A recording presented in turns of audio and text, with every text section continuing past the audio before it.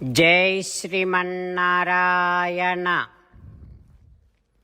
శ్రీమద్భగవద్గీత 18వ అధ్యాయము మోక్ష సన్యాసయోగము 17వ శ్లోకము.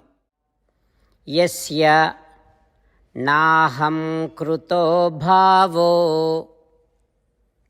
బుద్ధిర్యస్య న లిప్యతే హత్వాపి స ఇమాన్ లోకాన్ నహంతి న నిబధ్యతే. ఓం. గీతాచార్యుడు శ్రీకృష్ణ పరమాత్మ అర్జునుడితో పాటు మనందరికీ మోక్ష సన్యాస యోగాన్ని ఉపదేశం చేస్తూ ఉన్నాడు. పరమాత్మ ఈ రకంగా అంటూ ఉన్నాడు, అర్జున, ఎవరైతే నేనే కర్తను అని అనుకోరో, ఎవరికైతే నేను కర్తను కాను కనుక ఇక దాని ఫలము నన్ను అంటుకోదు అనేటటువంటి బుద్ధి ఏర్పడుతుందో వాడు ఈ కౌరవులనే కాదు, ఈ లోకులందరినీ సంహరించినా సరే వాస్తవానికి వాడు చంపినట్టు కానే కాదు. అంతేకాదు, వాడిని ఆ పాపము బంధించదు, వాడు ఆ పాప ఫలాన్ని అనుభవించడు అంటూ శ్రీకృష్ణ భగవానుడే కర్త అని భావించాలని, తాను కర్తను కాదు అని భావించాలని, తాను కర్త కాదు కనుక దాని ఫలము తనను అంటుకోదు అని భావించాలని, అట్లాంటి బుద్ధిని పెంచుకోవాలి అని అంటూ ఆ రకంగా కర్మ బంధనానికి లోను కాకుండా ఉండమని పరమాత్మ ఉపదేశం చేస్తూ ఉన్నాడు.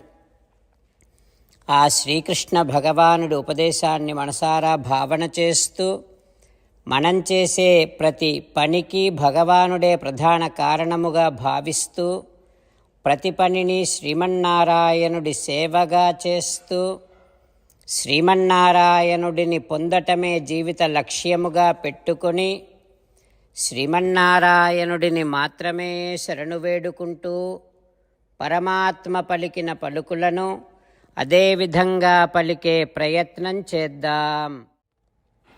యస్య నాహం కృతో భావో బుద్ధిర్యస్య న లిప్యతే హత్వాపి స ఇమాన్ లోకాన్ నహంతి న నిబధ్యతే.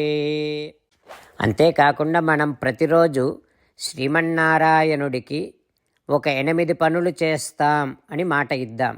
ఎందుకంటే శ్రీకృష్ణ భగవానుడు 18వ అధ్యాయములో 65 నుండి 70వ శ్లోకాల ద్వారా శ్రీమద్భగవద్గీత అంతటికీ సారభూతముగా మనకు 8 పనులు చేయమని చెప్పాడు. అలా చేస్తే చాలు, నేను మిమ్మల్ని అన్ని విధాలుగా రక్షిస్తా అని ప్రమాణపూర్వకముగా ప్రతిజ్ఞ కూడా చేశాడు. అందుకని శ్రీమద్భగవద్గీతను అంతటినీ విన్న తర్వాత అర్జునుడు కూడా చివరకు కరిష్యే వచనం తవ, కృష్ణ నువ్వు చెప్పినట్టే చేస్తా అని అన్నాడు. కనుకనే భగవానుడు అర్జునుడికి అన్ని విధాల విజయాన్ని అందించాడు. మనం కూడా ప్రతిరోజు శ్రీమన్నారాయణుడికి ఆ రకంగానే మాట ఇద్దాం. 8 పనులు చేస్తాం అని మనము మాట ఇస్తే అది అష్టాక్షరీ మహామంత్ర జపము చేసినటువంటి ఫలితాన్ని మనకు ప్రతిరోజు ఇస్తుంది. ఇట్లా మాట ఇవ్వటం కంటే గొప్ప పూజ, యజ్ఞము, తపస్సు మరొక్కటి లేనే లేదు. అందుకని నేను అంటూ ఉంటాను, మీరు మనస్సులో భావిస్తూ ఉండండి. ఈ రకంగా మనము మాట ఇస్తూ ఉంటే శ్రీకృష్ణ భగవానుడి ముఖారవిందములో కలిగేటటువంటి ఆనందాన్ని మనం ప్రతిరోజు దర్శిద్దాం, ఆస్వాదిద్దాం. జై శ్రీమన్నారాయణ.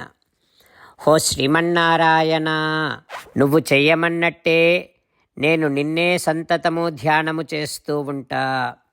హో శ్రీమన్నారాయణ, నువ్వు చెప్పినట్టే నేను నీ భక్తుడిగానే ఉంటా. హో శ్రీమన్నారాయణ, నువ్వు చెయ్యమన్నట్టే నేను నా విధులను కర్తవ్యాలను నీ సేవగా నీ తృప్తి కోసమనే సక్రమంగా నిర్వర్తిస్తూ ఉంటా.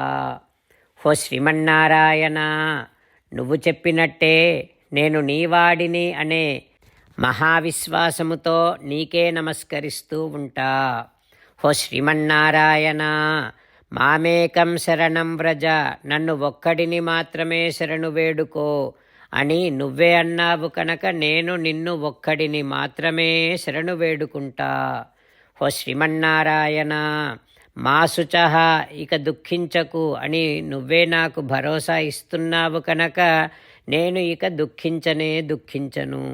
ఓ శ్రీమన్నారాయణ, నువ్వు చెప్పినట్టే నువ్వు నా కోసమని అనుగ్రహించినటువంటి శ్రీమద్భగవద్గీతను ప్రతిరోజు కనీసము ఒక్క శ్లోకాన్నైనా జ్ఞాపకం చేసుకుంటూ శ్రీమద్భగవద్గీతను అనుసంధానము చేస్తూ ఉంటా.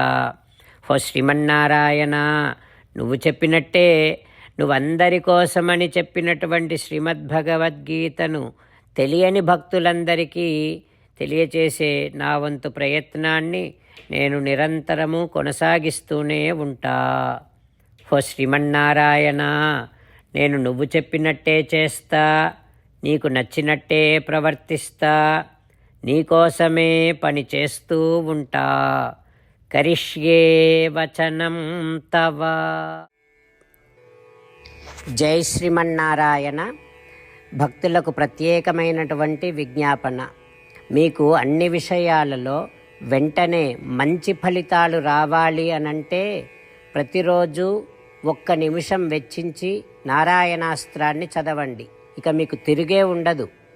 నారాయణాస్త్రాన్ని పొందడానికి మీరేం చేయాలంటే నారాయణాస్త్రం అనే వెబ్సైట్కి వెళ్ళి మీ పేరు మీ ఈమెయిల్ ఇస్తే మీ ఈమెయిల్కి నారాయణాస్త్రం PDF వస్తుంది. అందులో ఒక రామాయణ శ్లోకం, ఒక గీతా శ్లోకం, ఒక విష్ణునామం ఉంటాయి. ఆ మూడింటిని కలిపి నారాయణాస్త్రం అంటాం. ప్రతి ఒక్కరికి వేరువేరు శ్లోకాలను ఇస్తున్నాం.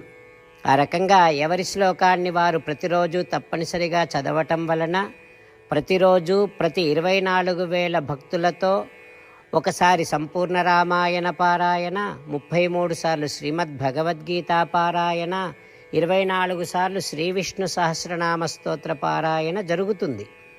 ప్రతి ఒక్కరికి అంతటి విశేష ఫలితము ప్రతిరోజు లభిస్తుంది. అందుకని మీరు మీ కుటుంబ సభ్యులు అందరూ ఒక్కొక్కరు ఒక్కొక్క నారాయణాస్త్రాన్ని వెంటనే పొందండి. జై శ్రీమన్నారాయణ.